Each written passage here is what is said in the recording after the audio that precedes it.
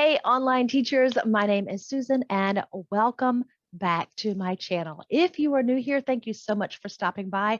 I hope that I can give you some insight into the world of online teaching here, and I hope that I can help you improve your situation wherever you are, whoever you are, whatever your experience is.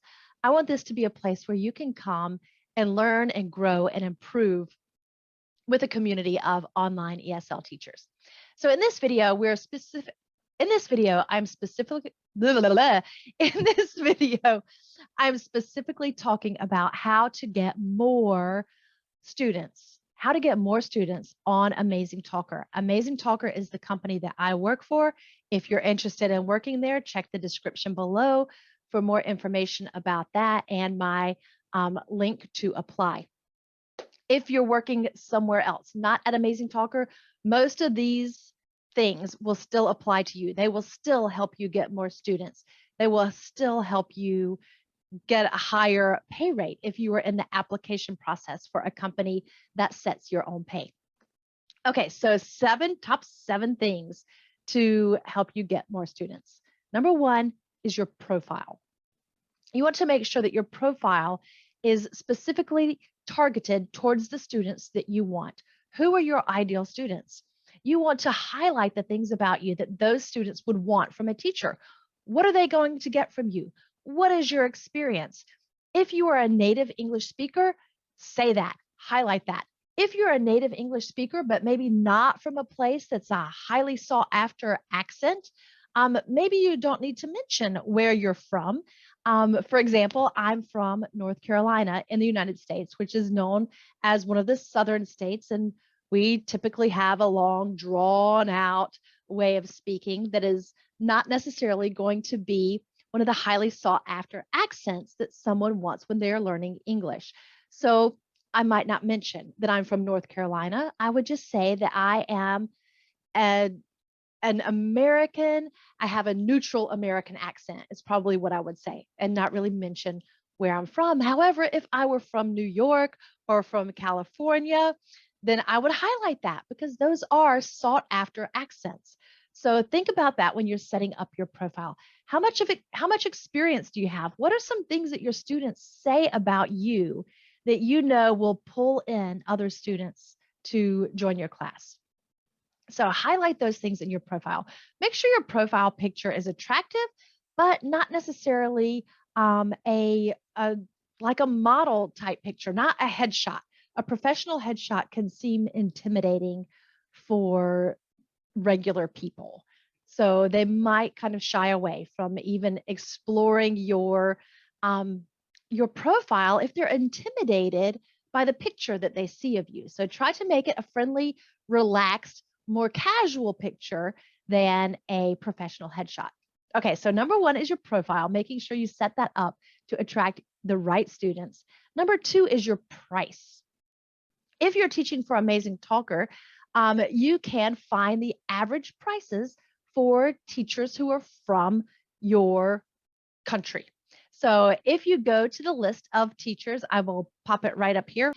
You can scroll all the way down to where it has average prices. And within that price range, you can choose your ideal price. If you have a lot of experience, a lot of education in teaching, and you know that you are ready to jump on this online teaching wagon at Amazing Talker, then maybe you could go to the higher end of that range, but still stay within that range at the beginning. If you are brand new to online teaching, you don't really have a lot of teaching experience, you're not really sure what you're doing yet, start maybe towards the lower end of that range, whatever that is for your country. And then once you start building your student base and you have more students and your schedule is getting filled and you're selling more and more packages, then you can start raising your price so that you can get higher and higher above that range. Don't be afraid if you're applying for Amazing Talker and you're filling out your profile and you see a really sad face when you put in the price that you want to charge and it says that most students cannot afford that price. That's okay. If you're within that range for your country and basing it on your experience, that's okay if there's a sad face. Just click OK and continue on with that. And then in 2 weeks' time, if you are not selling any packages, then maybe you can revisit that price and make adjustments as needed. Okay, so number one is your profile, number two is your price, and number three is your peak time slots. Now, the way the Amazing Talker website is set up is very confusing when you are trying to choose your peak time slots, because the pink highlighted times that are supposed to be high times for students are not correct in my time zone. When I look at them, they are not correct. So you have to go and do a time zone conversion and figure out, most of the students on the Amazing Talker platform are in Hong Kong and Taiwan. It's a Taiwan-based company. So that's where most of the students are. I have a few students who live in the United States. I've had some students who are in South America. I've had some students who were in Europe. I've had a student who was in Australia. So there are a variety of time zones available, but the majority of your students are going to be coming from Hong Kong and Taiwan. So convert those times and figure out, are you teaching kids? Are you wanting to teach school age children? Then you're going to want to have your times available in their after school time hours. So maybe from 5 p.m., 4 or 5 p.m. up until 10 p.m. in Taiwan time. Taiwan and Hong Kong are the same time zone. So I'll just say Taiwan time. So those hours available. If you want to teach younger children that maybe are not in school yet, then you can open earlier hours. If you're more for teaching adults, then maybe you can open some later times so that it would be after the students are, after those adults, if they're parents, after their kids have been put to bed, or maybe during the daytime when their students are away at school. That might offer you some more flexibility in your schedule. But those main peak times are going to be from after school, after work hours until bedtime. So figure out what those are and open up as many of those peak time slots as you can. The system on Amazing Talker, the system matches students with teachers based on the teacher's availability. So if you do not have a lot of availability during that student's peak times that they would want to take classes, you may not get shown to that student. If you're only teaching very part-time, like 2 or 3 days a week, an hour or two a day, it will probably take you a longer time to build up your student base versus someone who is able to open, 4 to 8 hours each day during those peak times for Taiwan. Okay, so number one, profile. Two is price. Three is open plenty of peak times. Number four is to have a professional environment.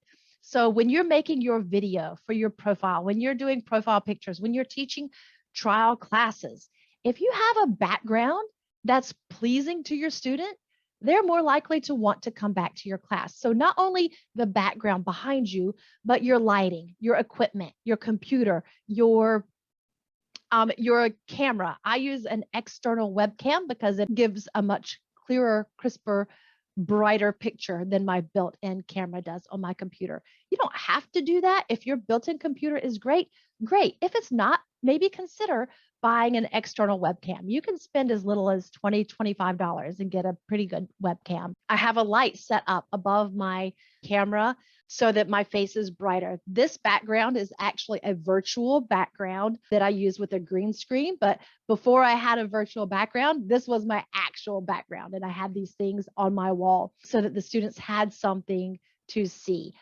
So a professional environment, having good equipment for teaching your classes will go a long way for getting students, for keeping students, and for getting higher paying students. Number five is preparation.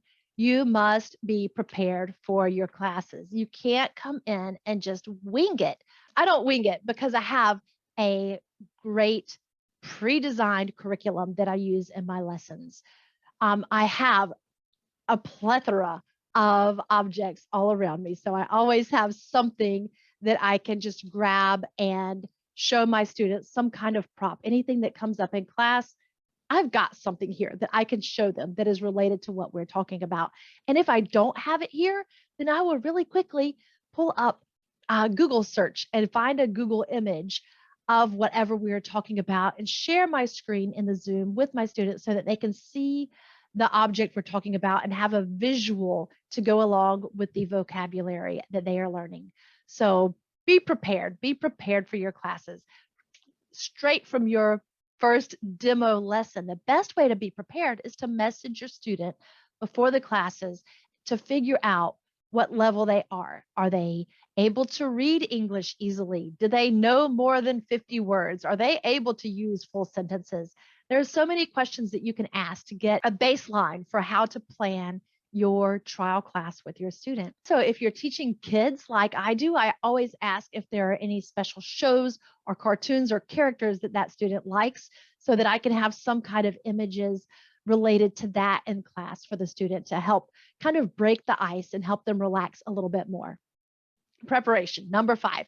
Number 6 is praise. And I don't care who you are teaching, whether it be a 1-year-old or a 99-year-old, they want to get praised in class. You must tell them when they're doing a great job. You want to encourage them and tell them that they're doing awesome. Help them to understand that it's hard to learn a new language. It's hard to speak, to say something or to try to say something when you're not exactly sure what you should be saying or how you should be saying it. So make sure that you are praising your students during the class. Because I teach kids, again, when my children get praised or my students get praised, they get some kind of reward that I can just stick right back here on my fake my fake background. So maybe they get a star, or maybe they get something like a robot or an ice cream or any kind of fun things that I can think of that I share with my students during class so that they feel praised and they feel like they are progressing and earning something. Number seven, this one is the way that you can sell more classes. So you've used your profile and your price and your peak times and your professional environment to get students to come into your classroom. And then you've used your preparation and your praise during the class so that the student has learned something and they felt so encouraged. And now the class is finished. Maybe it's the last 5 minutes of the class. If you want to do it face to face in the last 5 minutes, that's fine. I don't do that personally. I fill my whole class time with teaching, and I never acknowledge that it's a trial class until the class is over. I've said goodbye. I close out my camera, and then I send a message to the student and I say, thank you so much for coming to my class. You did a great job with X, Y, and Z. We will work together and I will help you improve A, B, and C. And here's a link to my classes. Would you like 20 classes or would you like 10 classes? So I'm offering them a proposal. I'm proposing to my student, will you marry me? Will you be my student forever? That is how I have built my student base to have over 65 students. My schedule is 100% full all of the time, and I am able to charge the prices that I charge by following these 7 things.